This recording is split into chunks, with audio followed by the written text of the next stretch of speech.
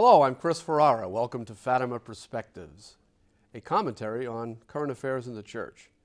In these days, under the reign of Pope Francis, the events on which one might wish to comment are coming so thick and fast that it's almost impossible to keep up with them. One in particular stands out, though, from the first 2 years of this pontificate, and that would be the Synod on the Family, just concluded in October of 2014, the second session of which is coming up in October of 2015. Let's talk a little bit about the concept of a synod, which in itself is a novelty. It was a novelty introduced into the Church by Pope Paul VI after the Second Vatican Council for the express purpose of bishops meeting in Rome in a synod to discuss matters of doctrine. Now, here we have a problem immediately, because the words discuss and matters of doctrine do not work well in the same sentence. Because in the Catholic Church, matters of doctrine, what the Church has always taught, are settled. They're not up for discussion. And the concept of inviting bishops to a gathering in Rome to discuss them invites what we have at this novelty of a synod, a vote by the bishops on matters of doctrine or matters of established practice in the Church. And it was this novelty introduced by Pope Paul VI that has contributed to a process of democratization in the Church, which has given rise to the impression that essentially everything, the liturgy and even standing doctrines and bimillennial disciplines of the Church, are up for grabs in a democratic fashion as the consensus changes over time. And the way this is presented is that we have to recognize realities. Now, in the run-up to the Synod in 2014, Cardinal Kasper spoke of an abyss, he said, between the life of ordinary Christians and the teaching of the Church. Well, what does he mean by an abyss? He means that the average Catholic today isn't following Church teaching. That's where the abyss lies.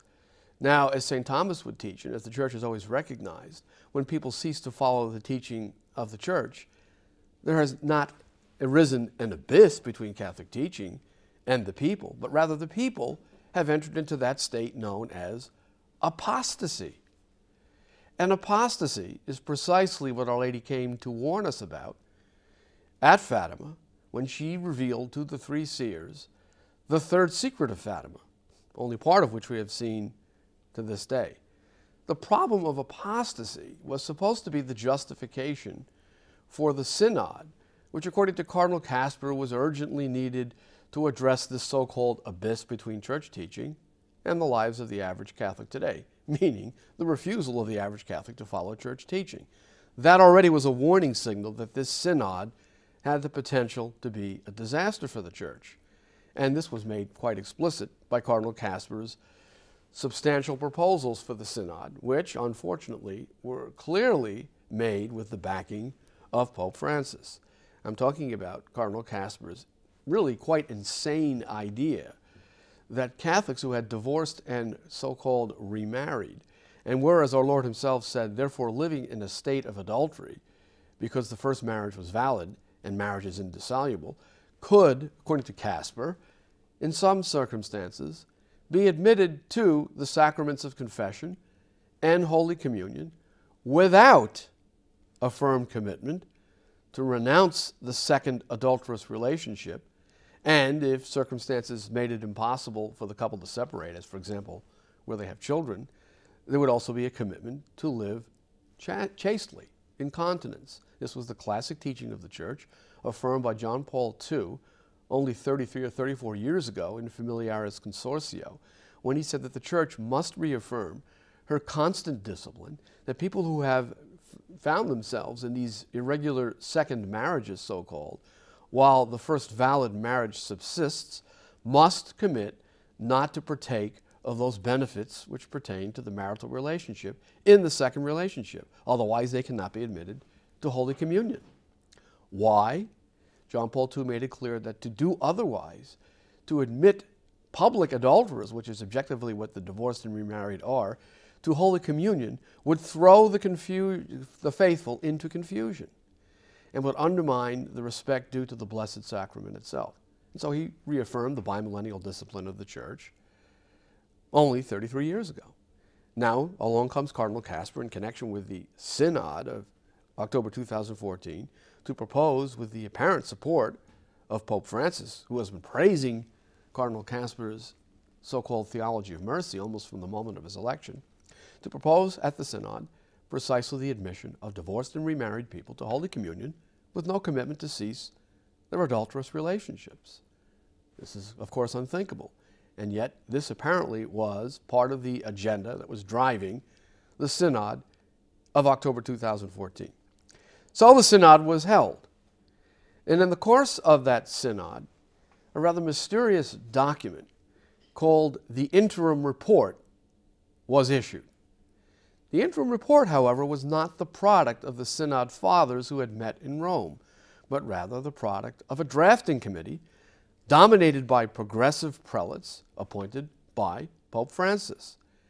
And the Interim Report of the Synod, for the first time in the entire history of the Catholic Church, recommended a welcoming of homosexual persons as such, suggesting that the Church ought to recognize the peculiar gifts of homosexual persons and that the Church should be capable of accepting and valuing their orientation. And the same document apparently adopted Cardinal Kasper's proposal for the admission of divorced and remarried Catholics to Holy Communion with no change in their relationship, continuing in a state of public adultery on a case-by-case basis. That document was never reviewed or approved by the Synod Fathers before, as we now know, Pope Francis himself personally approved the document, ordered it published on the Vatican website, and had it distributed to the press before the Fathers at the so-called Synod had even seen the document. And the result, as we know from press accounts and from revelations by some of the participants in the Synod itself, including Cardinals Pell and Cardinal Burke and others, who revealed that in the midst of the Synod, there was actually a rebellion of the Synod Fathers against its manipulation by the Synod controllers. And who were the Synod controllers? Anyone who saw photographs of the interior of the Synod Hall would see that the Synod controllers were seated at a bench in front of the Synod gathering, and that to the right and to the left of Pope Francis were those he had appointed, including Cardinal Baldassarre and Monsignor Forte, the primary author of the Interim Report with its opening to gays and the divorced and remarried. And Pope Francis, of course, was in the center of this bank of personages who were controlling the Synod. So the rebellion against the control of the Synod was effectively a rebellion against the Pope and the men he had picked to direct it. And that is something I will discuss in further detail in our next segment. For Fatima Perspectives, this is Chris Ferrara.